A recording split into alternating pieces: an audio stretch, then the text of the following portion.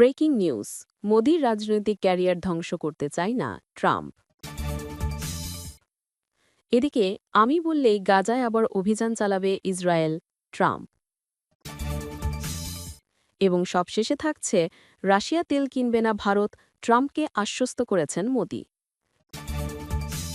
শুনছিলেন সংবাদ শিরোনাম, এখন বিস্তারিত।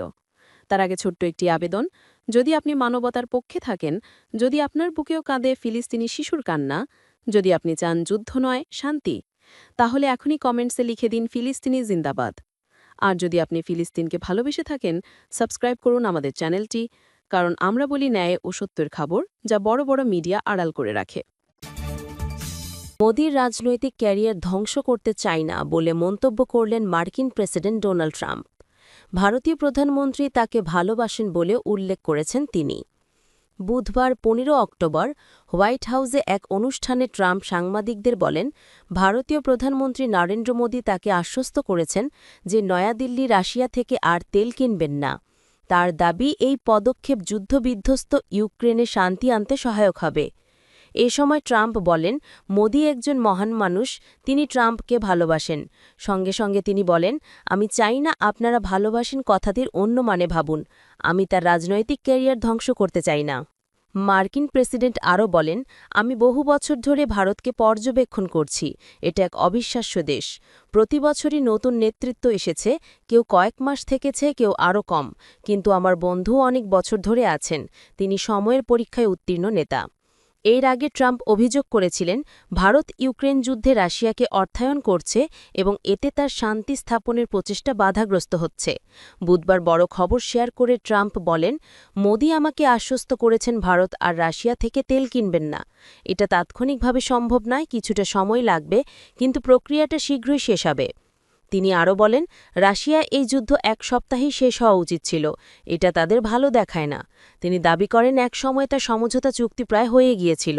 রুশ প্রেসিডেন্ট ভ্লাদিমির পুতিন ও ইউক্রেনের প্রেসিডেন্ট ভলোদিমির জেলেন্সকির মধ্যে তীব্র বৈরিতাকে তিনি শান্তির পথে প্রধান বাধা হিসেবে স্বীকার করেন। তবে তার মতে, ভারত যদি রাশিয়া থেকে তেল কেনা বন্ধ করে, তাহলে যুদ্ধ থামানো অনেক সহজ হবে। ভারত যদি তেল না কেনে, বিষয়টা অনেক সহজ হয়ে যায়। তারা আমাকে আশ্বস্ত করেছেন, খুব শীঘ্রই রাশিয়া থেকে তেল কেনা বন্ধ করবে। যুদ্ধ শেষ হলে তারা আবার রাশিয়ার সঙ্গে লেনদেন করতে পারবে, বলেন প্রেসিডেন্ট ট্রাম্প। ব্রেকিং নিউজ, এদিকে আমি বললেই গাজায় আবার অভিযান চালাবে ইসরায়েল, বলেন ট্রাম্প। মার্কিন প্রেসিডেন্ট ডোনাল্ড ট্রাম্প বলেছেন, হামাস যুদ্ধবিরতি শর্ত না মানলে ইসরায়েলের প্রধানমন্ত্রী বেঞ্জামিন নেতানিয়াহুকে গাজায় পুনরায় সামরিক অভিযান শুরু করার অনুমতি দেবেন তিনি। মার্কিন সংবাদ মাধ্যম সিএনএনকে দেওয়া এক টেলিফোন সাক্ষাৎকারে বুধবার ট্রাম্প বলেন, হামাস যা হচ্ছে তা খুব তাড়াতাড়ি ঠিক হয়ে যাবে। আমি বললেই ইসরায়েলি বাহিনী আবার রাস্তায় নামবে। সাম্প্রতিক যুদ্ধবিরতি চুক্তি অনুযায়ী হামাস জীবিত ও মৃত সব জিম্মিকে ফেরত দেবে। তবে ইসরায়েল বলছে, হামাস সেই প্রতিশ্রুতি পুরোপুরি পালন করছে না, এতে দেশটির ভিতরে ক্ষোভ বাড়ছে। ইসরায়েলি কর্তৃপক্ষ জাতিসংঘকে জানিয়েছে, মৃত জিম্মির দেহ ফেরত দিতে দেরি করার কারণে গাজায় মানবিক সাহায্য সাময়িকভাবে কমানো বা বিলম্বিত হতে পারে। তবে এখন পর্যন্ত যুদ্ধবিরতি টিকে আছে। ট্রাম্পের ২০ দফা শান্তি পরিকল্পনা চতুর্থ দফায় বলা হয়েছে, ইসরায়েল প্রকাশ্যে এই চুক্তি গ্রহণ করার ৭২ ঘণ্টার মধ্যে সব জিম্মি, জীবিত ও মৃত ফেরত দেওয়া হবে। বুধবার সকাল পর্যন্ত ২০ জন জীবিত ইসরায়েলি জিম্মিকে ফেরত দেওয়া হয়েছে। তবে হামাস এখন পর্যন্ত ১০ জনের মৃতদেহ হস্তান্তর করেছে, যার মধ্যে একজন ইসরায়েলি জিম্মি নন বলে জানিয়েছে ইসরায়েলি বাহিনী। জীবিত জিম্মিদের উদ্ধারের বিষয়টি অত্যন্ত গুরুত্বপূর্ণ ছিল জানিয়ে ট্রাম্প বলেন, ওই ২০ জনকে মুক্ত করা সবচেয়ে জরুরি ছিল। মার্কিন প্রশাসনের ২ শীর্ষ উপদেষ্টা সিএনএনকে জানিয়েছেন, মৃতদেহ উদ্ধারে দেরি হওয়াকে যুক্তরাষ্ট্র এখনও হামাসের প্রতিশ্রুতি ভঙ্গ হিসেবে দেখছে না। মধ্যস্থতাকারীদের মাধ্যমে হামাস যুক্তরাষ্ট্রকে জানিয়েছে, তারা বাকি দেহগুলো উদ্ধারে সর্বোচ্চ চেষ্টা করছে। গাজায় যুদ্ধের ধ্বংসস্তূপের নিচে অনেকে চাপা পড়ে থাকতে পারেন বলে ধারণা করা হচ্ছে। এরই মধ্যে গাজায় হামাস ও প্রতিবন্ধী গোষ্ঠীগুলোর মধ্যে হিংস্র সংঘর্ষ দেখা দিয়েছে। সম্প্রতি এক ব্যক্তির মৃত্যুদণ্ড কার্যকর করার ঘটনাও ঘটেছে। এ বিষয়ে ট্রাম্প বলেন, ওরা এখন হিংস্র গোষ্ঠীগুলোকে পরিষ্কার করছে। হামাস যদি নিরপরাধ মানুষকে হত্যা করে থাকে, সেটা খতিয়ে দেখা হবে। আমি বিষয়টা যাচাই করছি, দেখা যাক এটা কেবল গ্যাং না অন্য কিছু। প্রধানমন্ত্রীর শান্তি পরিকল্পনা ষষ্ঠ দফায় বলা হয়েছে, সব জিম্মি ফেরত দেওয়ার পর যারা শান্তিপূর্ণ সহাবস্থানে রাজি ও অস্ত্র সমর্পণ করবে, তাদের সাধারণ ক্ষমা দেওয়া হবে। আর যারা গাজা ছাড়তে চায়, তাদের নিরাপদে অন্য দেশে যেতে দেওয়া হবে। হামাস যদি নিরস্ত্র না হয় এমন প্রশ্নের উত্তরে ট্রাম্প বলেন, আমি ভাবছি, আমি বললেই ইসরায়েল আবার রাস্তায় নামবে, তারা চাইলেই মুহূর্তে হামাসকে ধ্বংস করতে পারে। তিনি বলেন, আমি ওদের অনেক কষ্টে থামিয়েছি, আমার সঙ্গে বিবির এই নিয়ে কঠিন কথাবার্তা হয়েছে।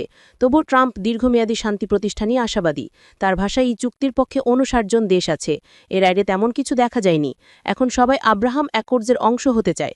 এখন যেহেতু ইরান আর সমস্যা নয়, সবকিছু এগোচ্ছে। ট্রাম্প আরও জানান, তিনি রাশিয়া ইউক্রেন যুদ্ধের অবসান নিয়েও কাজ করছেন। ইউক্রেনের প্রেসিডেন্ট ভলোদিমির জেলেন্সকি বৃহস্পতিবার হোয়াইট হাউসে আসবেন বলে জানা গেছে। Breaking news. এবং সবশেষে থাকছে, রাশিয়ার তেল কিনবে না ভারত, ট্রাম্পকে আশ্বস্ত করেছেন মোদি। যুক্তরাষ্ট্রের প্রেসিডেন্ট ডোনাল্ড ট্রাম্প জানিয়েছেন, ভারতের প্রধানমন্ত্রী নরেন্দ্র মোদী রাশিয়া থেকে তেল কেনা বন্ধ করতে রাজি হয়েছেন। ইউক্রেন যুদ্ধের অর্থায়নে রাশিয়ার ওপর আর্থিক চাপ সৃষ্টির কৌশল হিসেবে এই পদক্ষেপকে বড় অর্জন হিসেবে বর্ণনা করেছেন ট্রাম্প। হোয়াইট হাউসে সাংবাদিকদের সঙ্গে আলাপকালে ট্রাম্প বলেন, মোদি আমাকে আশ্বস্ত করেছেন খুব শীঘ্রই ভারত রাশিয়া থেকে তেল কেনা বন্ধ করবে। এটা এক বিশাল অর্জন। এখন চীনকেও একই কাজ করাতে রাজি করাতে হবে। ওয়াশিংটনে ভারতীয় দূতাবাসের মুখপাত্র এ বিষয়ে কোনো মন্তব্য করতে রাজি হননি। রাশিয়ার প্রধান রপ্তানি পণ্য তেল ও গ্যাস। তাদের বড় ক্রেতার মধ্যে রয়েছে চীন, ভারত এবং তুরস্ক। মার্কিন প্রশাসন এখন জাপানকেও রাশিয়ার তেল গ্যাস আমদানি বন্ধে চাপ দিচ্ছে। বুধবার মার্কিন অর্থমন্ত্রী স্কট বেসেন্ট জানিয়েছেন, জাপানের অর্থমন্ত্রী কাতসুনোবু কাতোর সঙ্গে মিটিংয়ে তিনি এই প্রত্যাশার কথা জানিয়েছেন। তবে ট্রাম্প স্বীকার করেছেন, ভারত তাৎক্ষণিকভাবে তেল আমদানি করতে পারবে না। তার ভাষায়, এটা কিছুটা সময়সাপেক্ষ প্রক্রিয়া, কিন্তু খুব শীঘ্রই প্রক্রিয়াটা শেষ হবে।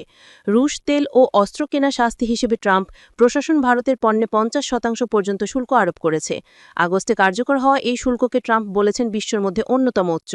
তবে দিল্লি মার্কিন অভিযোগকে দ্বৈত মানদণ্ড হিসেবে সমালোচনা করেছে, কারণ পশ্চিমা দেশগুলো এখনও রাশিয়ার সঙ্গে সীমিত বাণিজ্য চালিয়ে যাচ্ছে। রুশ তেল নিয়ে দ্বন্দ্বে ট্রাম্প মোদির সম্পর্ক কিছুটা টানাপোড়েনের মধ্যে পড়লেও বুধবার ট্রাম্প মোদিকে একজন মহান নেতা বলে প্রশংসা করেছেন। গত সপ্তাহে মোদি নিজেই জানান, তিনি ট্রাম্পের সঙ্গে ফোনে কথা বলেছেন এবং দুই দেশ বাণিজ্য আলোচনায় উল্লেখযোগ্য অগ্রগতি অর্জন করেছে।